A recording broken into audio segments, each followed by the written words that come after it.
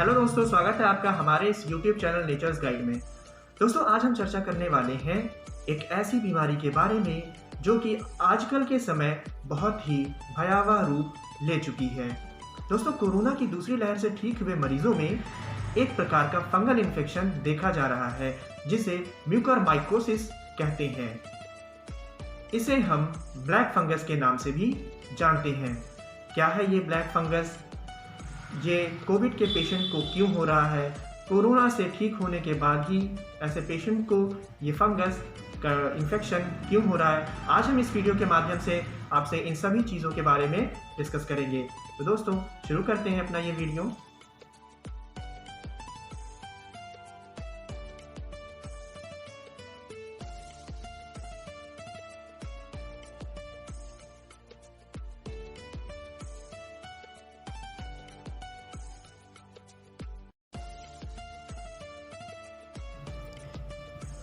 Corona virus की दूसरी लहर से ठीक होने के बाद कई मरीज़ एक नई तरह की बीमारी से जूझ रहे हैं। इस बीमारी का नाम है म्यूकरमाइकोसिस। इसे ब्लैक फंगस के नाम से भी जानते हैं। इसमें मरीज़ की आँख ख़राब हो जाती है और इसको ऑपरेट करके निकालना पड़ जाता है।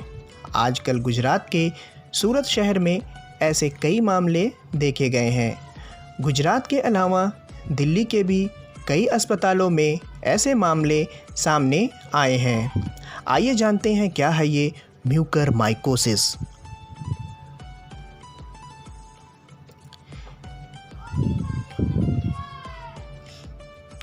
म्यूकरमाइकोसिस एक प्रकार का फंगल इन्फेक्शन है। इसे जाइगोमाइकोसिस के नाम से भी जानते हैं। यह एक इन्फेक्शियस बीमारी है जो कि कमज़ोर इम्यून सिस्टम वाले लोगों को होती है।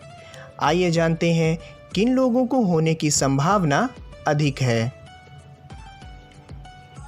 HIV/AIDS से पीड़ित व्यक्ति, डायबिटीज़ से ग्रसित व्यक्ति, ऐसे व्यक्ति जिन्होंने अपने किसी अंग का प्रत्यारोपण कराया है, या फिर ऐसे लोग जो लंबे समय से स्टेरॉयड का सेवन कर रहे हैं। आइए जानते हैं इस बीमारी के साइन एंड सिम्टम्स क्या हैं। सर में दर्द होना, चेहरे पर दर्द होना, आँखों में दर्द होना एवं सूजन, बुखार, साइनोसाइटिस जिसमें नाक से काले रंग का डिस्चार्ज निकलता है। इसके अतिरिक्त सांस लेने में तकलीफ़, खांसी, मतली, पेट दर्द आदि भी हो सकता है।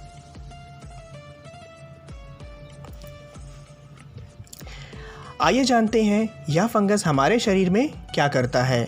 इस बीमारी में म्यूकर नामक फंगस रुधिर वाहिकाओं के अंदर एवं उसके चारों ओर हाइफी यानी फंगस के जाल का निर्माण करते हैं, जिसके परिणाम स्वरूप नसों में रुधिर का थक्का बनने लगता है। थक्का बनने से ब्लड सप्लाई ठीक प्रकार से नहीं हो पाती और ऊतकों की मृत्यु होने लगती है। अब बात करते हैं डायग्नोसिस की। डिस्चार्ज का स्वैब टेस्ट रिलायबल नहीं होता। बायोप्सी ही एकमात्र रिलायबल टेस्ट है। आइए जानते हैं कोविड-19 के मरीजों को म्यूकरमाइकोसिस होने का क्या कारण है। इसके दो बड़े कारण हैं। पहला कारण कोविड-19 के मरीजों को दी जाने वाली लाइफ सेविंग ड्रग्स के रूप में डेक्सामेथासोन, प्रेडनिसोलोन, मेथाइलप्रेडनिसोलोन, हाइड्रोकॉर्टिसोन आदि के प्रयोग से मरीजों का इम्यून सिस्टम काफ़ी हद तक कमज़ोर हो जा रहा है। नंबर 2, कोविड-19 के ऐसे मरीज़ जिनको ऑक्सीजन सपोर्ट की आवश्यकता होती है, ऑक्सीजन सिलेंडर में लगे ह्यूमिडिफायर जिसमें पानी भरा होता है, उससे भी म्यूकर के इन्फेक्शन का खतरा बढ़ जाता है। चित्र में आप ह्यूमिडिफायर बॉटल को देख सकते हैं। ध्यान देने योग्य बातें।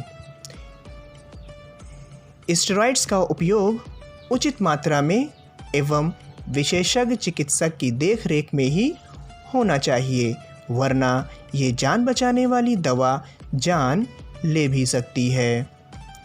नंबर 2, ऑक्सीजन सिलेंडर के ह्यूमिडिफायर में किसी प्रकार का लीकेज ना हो। नंबर 3, मरीज़ की साफ़ सफाई का विशेष ध्यान रखें। आइए जानते हैं इस बीमारी से मौत होने के क्या कारण हैं।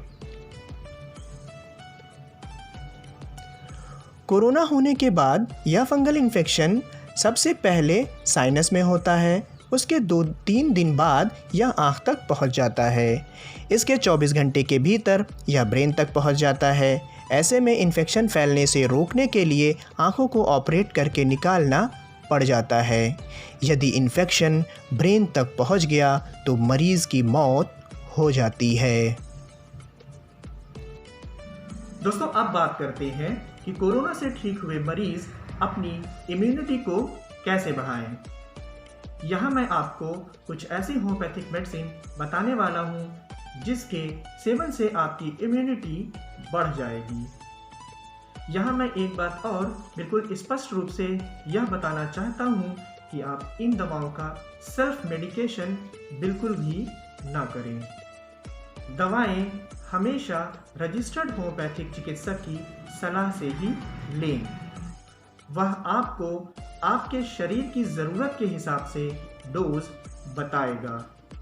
इम्यूनिटी बढ़ाने वाली होम्योपैथिक दवाओं में सबसे पहले नाम आता है जिनसेंग मदर टिंचर का।